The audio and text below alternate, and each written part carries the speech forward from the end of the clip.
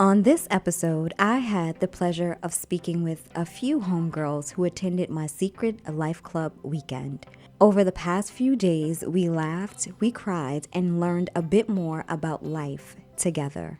We spoke about overcoming personal insecurities and fears, along with moving forward in purpose and destiny. Tune in to get a glimpse of our sessions and conversations about relationships on this episode of LifeClub. I'm Tashima Jones. Welcome to LifeClub. I genuinely believe personal development unlocks the door to the abundant and wonderful life we all already have. I also believe we must be intentional about seeking out that life in order to find and fulfill it. I am so grateful your journey of discovery has led you all the way here. Let's keep moving forward together. Once again, welcome to LifeClub with me, Tashima Jones. Welcome. You are tuned in to LifeClub with me, Tashima Jones. And I always got a homegirl here, but today I got a few more. Super duper excited to be talking about relationships today. So I secretly planned a LifeClub weekend just to celebrate life, to give and to receive some practical tips and tools on how to live life one breath at a time. As I've mentioned in times past, I've had some issues when it comes to relationships, and on LifeClub, I generally, share my entire journey with you, and today is not any different. So our topic is relationships. Relationships are made up of the two people involved. If there is brokenness in the individual, the same will be true for the relationship, and no relationship can ever make you whole. You must be whole as one, as an individual first. A relationship is the connection between two or more people with a shared vision working towards a specific destiny with purpose. The LifeClub definition of relationship is a spiritual bond divinely built over time through shared experiences, designed with purpose to reach an ordained destination. So I have a hierarchy of relationships. The bottom floor, if you will, is that relationship that you have with the life force and yourself. It includes life work, digging up insecurities, healing wounds, discovering purpose, and your philosophy towards life. It is spent building a relationship with yourself. The next is the relationships that we have with family, starting with our parents, our siblings, and other members of our family. And then you have associates. I know my mom used to say, not everybody is your friend. Those are associates. And I'm like, how do you know the difference? And really, associate relationships are those that we have due to proximity, whether it's in our neighborhood, school, work, or social atmospheres. And last but not least is our friendships. Those friendships are like partnerships and even look in the form of marriage or business relationships, if you will. 4 questions that I recommend us all ask ourselves is, what is the state of my relationship with the life force and ourself? Do you know yourself? Do you know your divine purpose? What are your core beliefs about establishing relationships with others? And are you secure in engaging in intimacy, growth, and connection with other people? So those are generally the questions that I'm actually discovering from myself, because as mentioned, ever since I was a little girl, I always had this idea of family for myself and of relationship. Part of it, I believe, was to fill a void that I had as a young child. And then the other part was just purely codependence and not feeling secure in myself to actually engage in life and do the things that I felt were for me. I always had that still small voice, but I never listened to it. I would always go to the voices of my peers or the elders in my life or society itself. So recently, and I've literally had when it comes to romantic relationships, I've gone from puppy love all the way to divorce and marriage. So I've experienced the spectrum of romantic relationships. And then, of course, having the brokenness of losing my mom when I was 14, and then having the other brokenness of not really knowing like my real dad. Like, that's some family stuff that I'm still in the process of trying to investigate without trying to hurt anybody's feelings. And then experiencing the rejection and bullying when it comes to the societal relationships that we create. And then having a fear or feeling inferior or oppressed on the job. Like, so all of these spaces and places that we create relationships in, I haven't had more experiences where they were positive. There was always some sense of not being good enough or not fitting in. So I took that philosophy that really developed itself in my teen years, and I brought it into my adulthood. And I thank God that I'm conscious of enough now to understand how I maneuver in relationships and how I interact with people. But again, it takes that pinnacle moment in your life of understanding, well, how do I see relationships, and what type of relationship do I have with myself in order to really develop strong bonds with other people. So I've shared my truth. Well, I'm going to just respond to what you said more so than just sharing what my experience is. Mm-hmm. There's something about how you have inherited your rhythm and your language around relationships, because parents, although they be human, aren't teaching relationship life skills. Mm-hmm. Parents are not taught themselves when they were children. So it's this generational thing that's passed down, the dysfunction of relationships, and you almost don't get to learn what the word means until you're 30 plus. So a lot of times I started looking at how people have relationships with themselves is very much how we interact with each other dysfunctionally. So if you look at the parent structure is teach you the basic life skills, hygiene, work ethics, religious beliefs. But relationships, you learn them by trial and error sitting in the passenger seat. You can never drive a car if you never sit in that driver's seat. And so if you don't learn those relationships on a functional level where there are real tools being given to you, you're going to always be in a dysfunctional passenger seat.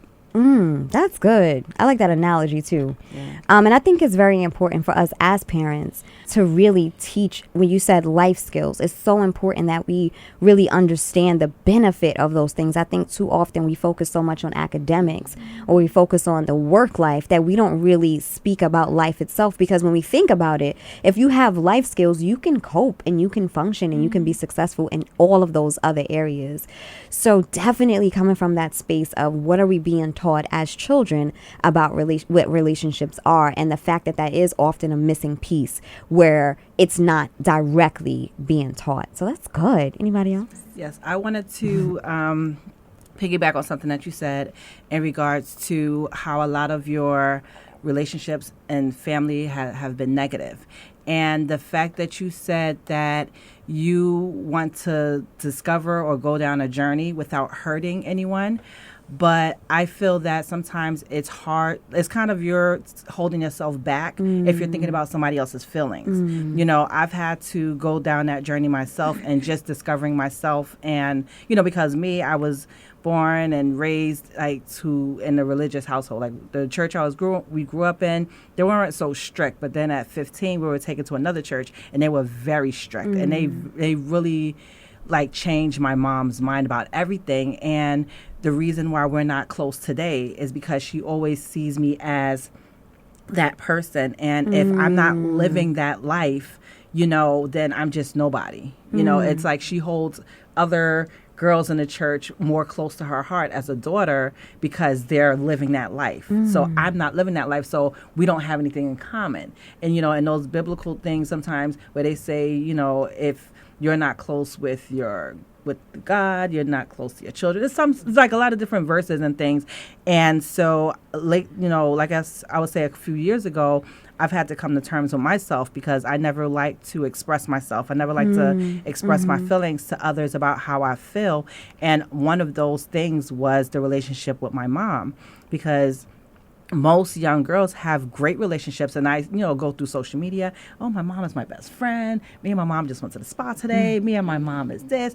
And I read it and I cry inside because like I don't have that. I can't say that, and it's, we're trying to get to a place. And even I think back in some years ago in the early 2000s, I took her to therapy when I was going to therapy, and that just was a disaster. And I think that right now she's working through a lot of things, and I tried to talk to her, about certain things, but I don't think mentally she's in that place, and she feels that everything I'm saying is attacking, but I'm not attacking you. I'm just trying to express how I feel. And, because of working with different people that deal with a lot of issues, I understand. I can see it from how it looks from my perspective, and I can see how it looks from her perspective. So it's kind of getting to that middle ground.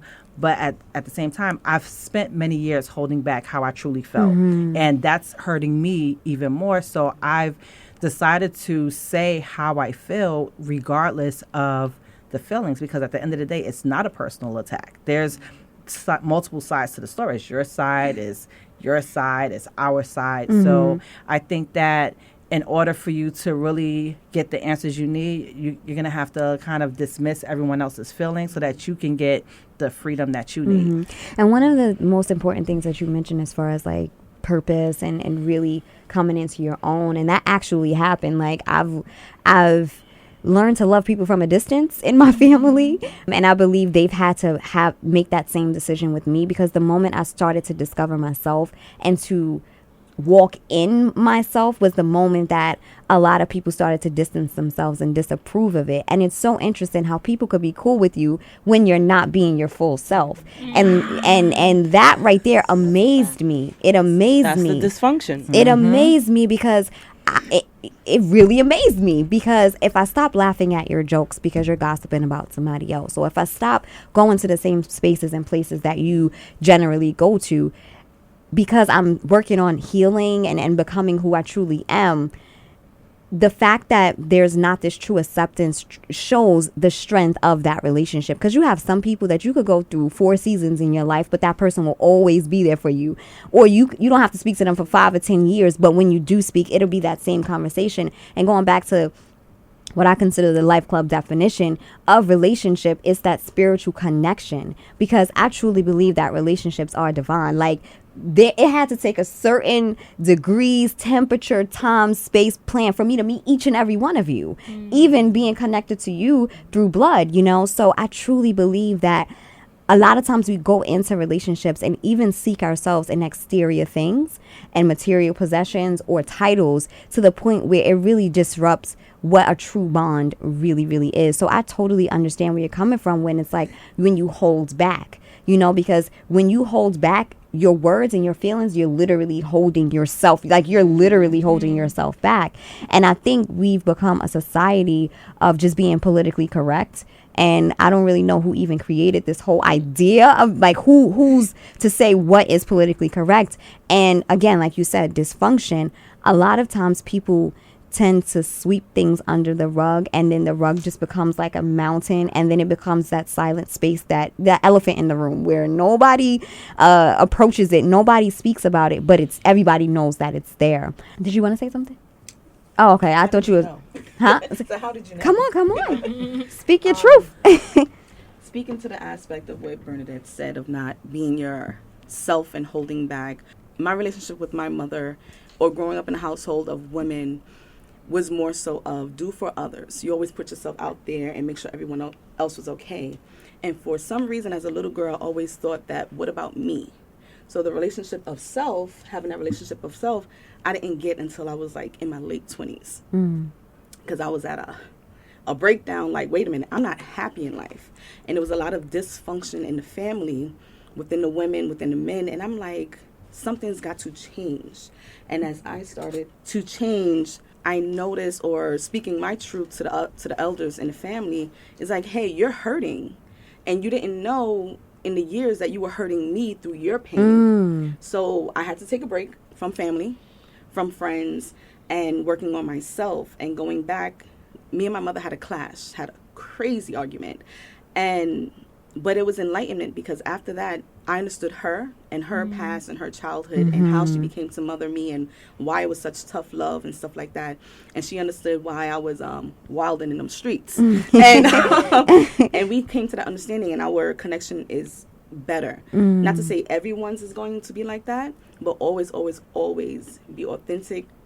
Stay true to yourself. Your feelings matter. Yes. You are so worthy of happiness and joy and clarity and just that openness of you're here, just like everyone else is here. So don't give too much of yourself to others and you're lacking, because you can't pour from an empty cup. You know, can I just chime in just for a second? Course. I had a friend one time, she was belly aching about a breakup, and part of it was the betrayal of what this guy did to her. But I remembered as she was wrenching in that pain, I said, this is why you have to always leave a little bit for yourself. You can't pour your cup till it's empty. And when something happens, there's nothing left, and you have nothing in reserve.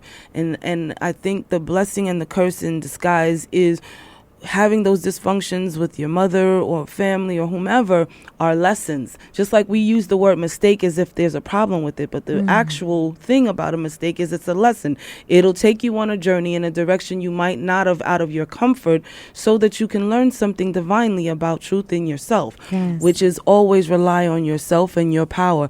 Never let someone else define you, because you're a child of God, above and beyond any human on this planet, because we are all still under construction. And so as long as that be the truth, then you identifying family as the core person that's supposed to be who you rely on for a healthy relationship is the disguise.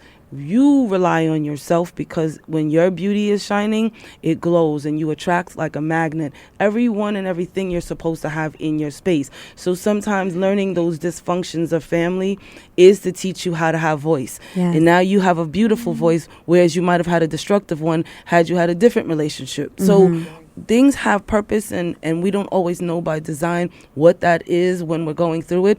But I always find somewhere to find out of the ashes some life, some blessing, some beauty in the ugly, so that I can kind of reshape how I'm looking at it. And perspectives are the things that get us in trouble, because you can have a perspective on something and it gets you locked, like religion is a perspective, when spirituality is a lifestyle. Yes, and I'm so glad that you brought up perspective, because, again, that's where I am right now.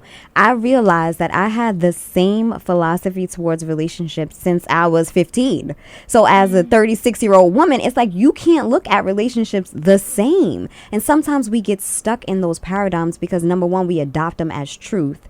And when you start to become enlightened and you start to awaken to, okay, there's a little bit more than what I see here, and there's a little bit more of me that I'm starting to feel, that I'm starting to discover, we have to be open to accept something new and to shift our perspectives when it comes to certain things. And that's everything. That's your finances, that's your relationships, that is everything. You know, some people, they want to stay in the same community forever. You know, or some people, they want to stay in the same workspace forever. Again, I believe purpose goes everywhere. It doesn't matter what facility or organization that you are with. Purpose goes everywhere. So just allowing ourselves to change, allowing ourselves to shift our perspective and seeking out something new, some new wisdom, some new way of doing things can truly attract and bring to us the very thing that we're looking for. And that's so important when it comes to relationships, because I think that is the way that things happen and things move. It's it's the connection that we have with other human beings. And when that connection isn't the healthiest, so when that connection doesn't have a clear vision of a future, sometimes you can get lost in it. You can get lost in the relationships that you establish. And that's not only in romantic relationships, that's in our families. We can start to take on the generational curses that, you know, are stemmed from our family. We can start to take on the bad habits and the bad ideologies from the people around us, whether in school, at work, or in our neighborhoods. So one of the major things that I really, really wanted to just drive home is understanding that you have a voice in the relationship, you have a choice in the relationship, but then you also have responsibility in the relationship. So I wanted to speak about, you know, oftentimes we always talk about what people did to us. And every time we talk about things that we've done for other people, it's always the good stuff. What are some tips and tools that you guys would suggest from your personal journey on how to forgive yourself for things that you may have done to other people or even yourself? Yeah. No, I'm laughing because I remembered coming out of a relationship and the guy says to me, we were at the tail end and having one of those ugly arguments. Okay. And he said, well, at the end of the day, I can identify with everything I've done for you, but I can't see anything you've done for me. And I said, one day it'll come to you. And I smiled and walked away. And I had to really, when I walked away, I mean, I cleansed and got rid of, because we carry guilt, like we think we're supposed to explain ourselves. Divinely, if I know I've been walking in my truth, let the record show.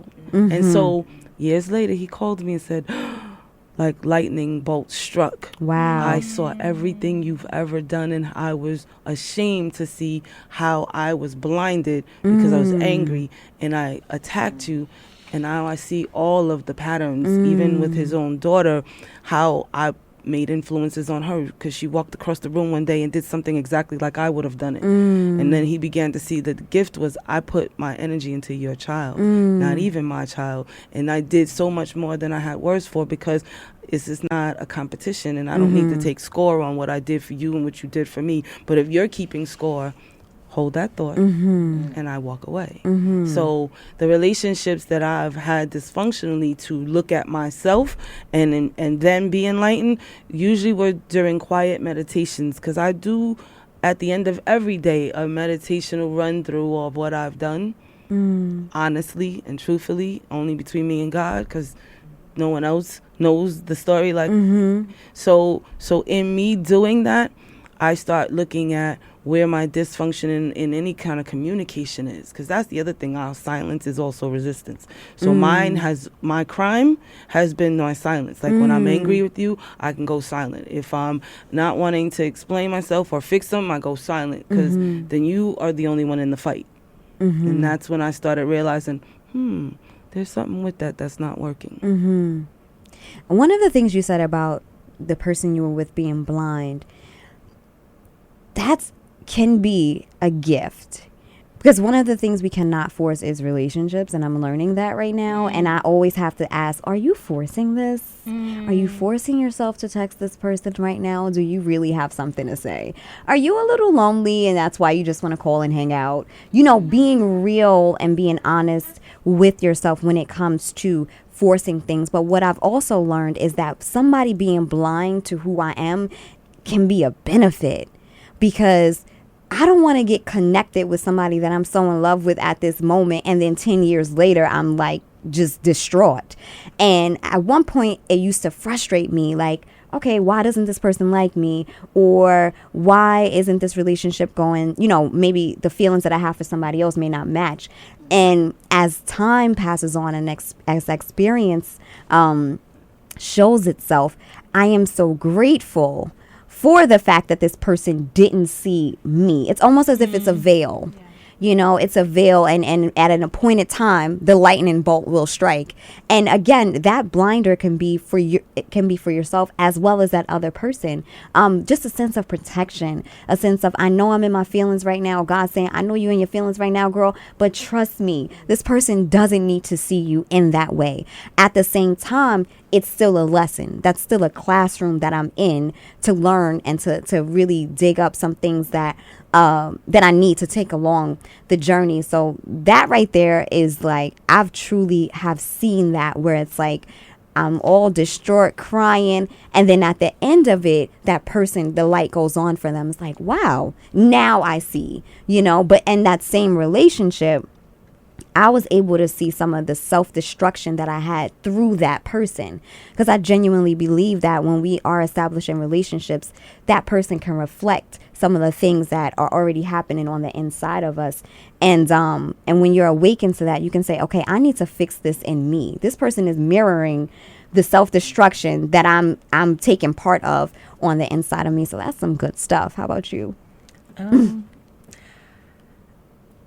guess I spent a lot of my 20s in the wrong kind of relationships, and because of the hurt. What does that mean in English? the wrong kind of relationship?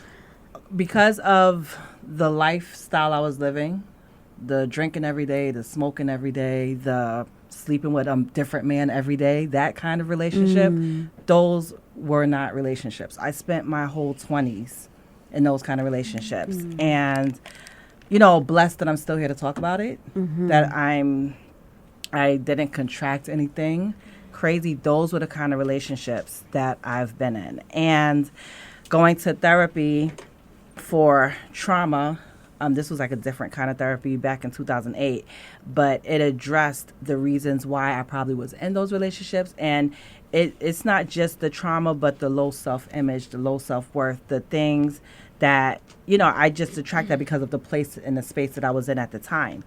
And, you know, now I'm married, and you know, my husband, he's older, and he doesn't see relationships like, I guess, you know, it's not the traditional way. So sometimes it's, you know, I'm learning the fact that, you know, you have to do kind of what works for you. But then at the same time, I'm in a phase of life where I'm transforming, and I'm growing, and I'm doing so much, and the energy doesn't match. So I'm at that space where it's like, okay, I just have to hang on and hold on until I could finally, you know, make my way, because I do have small children, and I have to I'm in that place where I have to like say, okay, what's more important right now? So I wouldn't say that the relationship is unhealthy, but it's not what I need for where I'm going. And how, I mean, that's a really interesting dynamic, especially when you're in like contract or you're in connection with somebody in that area. And I honestly believe that anything can happen. Like relationships can be mended. They can take form after, you know, they've started. But one of the things that I recognized, especially after going through a marriage, was that I have to fulfill the call in my life with my last name before I ever enter into something else to kind of take on somebody else's last name. And that was the very thing that it's saving me every day. It's saving me every day, remembering those words being spoken to me, that you have to fulfill the call on your life as Tashima Jones before you can bear anybody else's last name again. And I think it's part of the reason is because if you haven't fully developed in your individuality to yoke yourself to someone else in that moment can be premature. And then what's the purpose of you getting married? What was your purpose for getting married? Did you have one? So for me, I know that I got married out of religion. Like even as I'm saying my vows, I'm like, girl, you done lost. You what? You doing that when now? So I was how old was I? I was about 23, 24, and I was just discovering. Well, I don't want to say just discovering. I was in the process of taking my spirituality more seriously. And then I ran away from home as an adult. I always tell people that. I graduated from SUNY, came back home, was unhappy with work and family life. And I was like, okay, I just got to go. So in that same time frame, I was dating somebody that I've known for years. I wound up moving to Florida. And then so many, a sequence of events ended us up, literally ended in marriage. And again, I know that it was religion. It wasn't relationship. It wasn't something that I really, really, saw myself doing. But because I was running away from everything that I had to eventually go back and face, this is something that was just a part of that path, a part of me going right around the same mountain one more time to finally discover me. And that's what happened. I think that was the last straw in the weight that I was carrying, and me recognizing that, okay, I've done everything I thought I should have done to get here, and it's not working. And I really feel like, okay, you are living somebody else's life. And instead of me seeking purpose and seeking identity and material things like school, like work, like a house, like a car, like a wedding ring, I was like, God, here I am. Show me who am I and why am I here? And that literally happened at the kitchen table. And ever since then, it's been like this journey of discovery. And that's the interesting thing. We can find ourselves in some crazy situations. And it's like before you know it, you're literally married with a child. Like, that's not something that happens overnight. Like, so again, knowing who you are as an individual, knowing your purpose, and understanding that you have a divine path, you have a divine destiny, and understanding that all of your hopes and your dreams are prepackaged in that thing, but there is an order, there's alignment that we have to find ourselves in. And when we get out of alignment, everything else is just like the bumpers. You know how you go bowling, you put the bumpers out, and you're the bowling ball, and you're hitting the bumpers like, nope, go back this way, nope, go back this way, until you make it down the lane. And like you mentioned, as far as mistakes, you know, they're literally just bumpers telling you the direction in which you should go. But if we're not listening to them, I know Oprah, she says, listen to the pebble before the big rock hits you. And listening to those little things that the earth and that life and that God is telling you along the way before it becomes this big boulder that looks like marriage, unhealthy, debt, and all these other things. You know, it's kind of funny you said that, because the other day I was having this talk with myself about there are these 3 stages or places that we find our experience, our emotions, and our exposure connecting. You have your mind, you have your heart, and then your gut. How often are we in full play with our gut? Because innately that gut is what's going to inform your behavior and all the other things that ripple with it. So that's what made me ask, like, what was the purpose of you getting married? Marriage, like, it was never like really a huge idea for me. Matter of fact, I thought I was just going to have my 2 kids, and it was just going to be me and my 2 kids for the rest of my life. And I think that, you know, I came through so much trauma. By the time I had, you know, my kids, I was, you know, kind of coming into my own. You had them before you got married? The 2 kids. I have 3 now. Okay. But it's like, you know, and everything happened so quick. Like, so me and my husband were married within 6 months. So it's kind of like we met at a party, we had fun, and we met in that moment of fun. And after that, you know, we got married, because I was like, oh, you know, I've never had a man, you know, treat me so nice, be so good to me. It was totally different from what I've ever, you know, experienced. And I mean, I see the good that came from it. Like, I live in Bay Ridge. You know, my kids go to some good schools and things. So I see, like, the good that came from it. But it was, I don't know why. But is the good enough? I would say for the kids, yeah. For myself, no. And you're still processing, so I don't want to put all your business out there. But you know, it's interesting, because I had seen this art show some years ago, and the artist, I didn't catch it right away, but as I got down the row of work, none of her work, they were all portraits, none of her work had mouths on the women, because she said she was from a Latin family and the women never have a voice. And I listened to what you just said a moment ago about the relationship with your mom, and I felt like you were that woman with no mouth because you didn't have a voice. So having to find one and create one artificially when you didn't get those lessons being instilled in you. I look at the healthy relationships between a mother and daughter, and then the dysfunctional ones, and all the women that I know who have dysfunctional relationships with their mothers, I see a pattern of it takes them so much longer to find their voice and be authentically in it. So when you can say clearly that the benefit for your children was worth it, but not for yourself, as if you're second fiddle to your children,